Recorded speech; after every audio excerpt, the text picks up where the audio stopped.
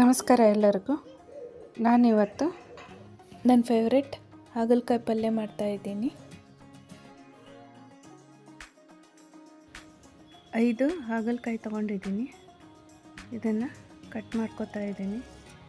ಮೇಲಿನ ಬೇಕಂದರೆ ತುರ್ಕೊಂಡು ಮಾಡ್ಕೋಬೋದು. ನಾನು ಹಾಗೆ ಮಾಡ್ತಾಯಿದ್ದೀನಿ, ಬೀಜ ತೆಗೆದುಬಿಟ್ಟು. ಈ ರೆಸಿಪಿಯಲ್ಲಿ ಒಂದು ಸೀಕ್ರೆಟ್ ಇಂಗ್ರೀಡಿಯೆಂಟ್ ಹಾಕ್ತಾಯಿದ್ದೀನಿ. ಅದು ಕೊನೆವರೆಗೂ ನೋಡಿದರೆ ಗೊತ್ತಾಗುತ್ತೆ.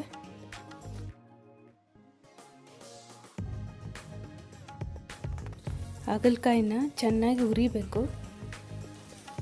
ಸರಿಯಾಗಿ ಹುರಿದು ಪಲ್ಯ ಮಾಡಿದ್ರೇ ಅದರ ಟೇಸ್ಟು.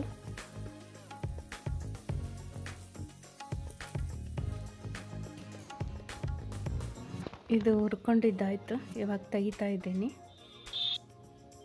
ಉಳಿದಿದ್ದನ್ನು ಹುರಿತಾ ಇದ್ದೀನಿ.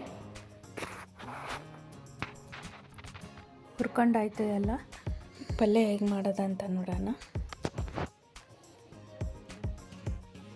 2 ಟೀ ಸ್ಪೂನಷ್ಟು ಅಡುಗೆ ಎಣ್ಣೆ, 1 ಟೀ ಸ್ಪೂನಷ್ಟು ಸಾಸಿವೆ, 1 ಟೀ ಸ್ಪೂನು ಜೀರಿಗೆ ಮತ್ತು ಸ್ವಲ್ಪ ಕರಿಬೇವು ಹಾಕ್ತಾಯಿದ್ದೀನಿ.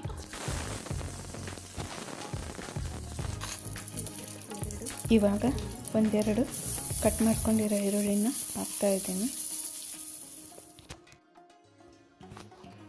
1/4 ಟೀ ಸ್ಪೂನಷ್ಟು ಅರಿಶಿನ, ರುಚಿಗೆ ತಕ್ಕಷ್ಟು ಉಪ್ಪು, ಅಚ್ಚ ಖಾರದ ಪುಡಿ ಹಾಕ್ತಾಯಿದ್ದೀನಿ 3 ಟೀ ಸ್ಪೂನಷ್ಟು.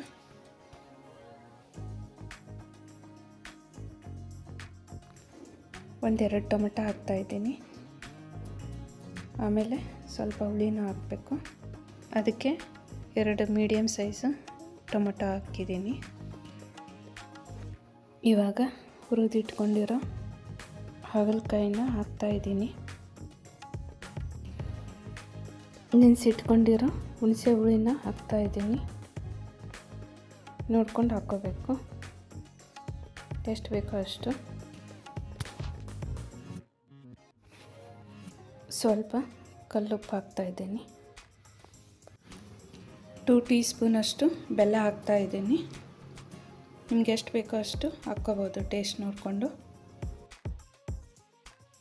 ಚೆನ್ನಾಗಿ ಮಿಕ್ಸ್ ಮಾಡಿ ಮುಚ್ಚಳ ಮುಚ್ಚಿಬಿಡಬೇಕು. ಸ್ವಲ್ಪ ಕುದೀಲಿ. ಅದು ಕುದೀತಾ ಇದೆ. ಇವಾಗ ಟೇಸ್ಟ್ನ ಒಂದ್ಸಲ ಚೆಕ್ ಮಾಡಿಬಿಟ್ಟು ಉಪ್ಪು ಹುಳಿ ಖಾರ ಏನು ಕಡಿಮೆ ಆಗಿದೆಯೋ ಅದನ್ನು ಆ್ಯಡ್ ಮಾಡ್ಕೋಬೋದು. ನನಗಿಲ್ಲಿ ಒಂದು ಸ್ವಲ್ಪ ಬೆಲ್ಲ ಕಡಿಮೆ ಅನ್ನಿಸ್ತು, ಅದಕ್ಕೆ ಹಾಕ್ತಾಯಿದ್ದೀನಿ. ನಾನಿಲ್ಲಿ 2/4 ಟೀ ಸ್ಪೂನಷ್ಟು ಗುರಳ್ ಪುಡಿ ಹಾಕ್ತಾಯಿದ್ದೀನಿ. ಹುಚ್ಚಳ ಪುಡಿ, ಇದೇ ಸೀಕ್ರೆಟ್ ಇಂಗ್ರೀಡಿಯೆಂಟು.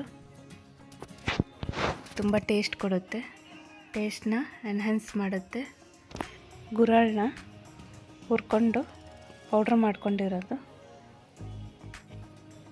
ರೆಡಿ ಆಯಿತು ಪಲ್ಯ. ಇದಕ್ಕೆ ಸ್ವಲ್ಪ ಕೊತ್ತಂಬರಿ ಹಾಕೋಣ.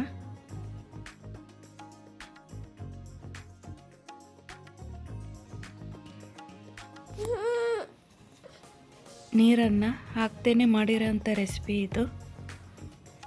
ಇಷ್ಟ ಆದರೆ ಲೈಕ್ ಮಾಡಿ, ಶೇರ್ ಮಾಡಿ ಮತ್ತು ಸಬ್ಸ್ಕ್ರೈಬ್ ಮಾಡೋದನ್ನ ಮರಿಬೇಡಿ. Thank you.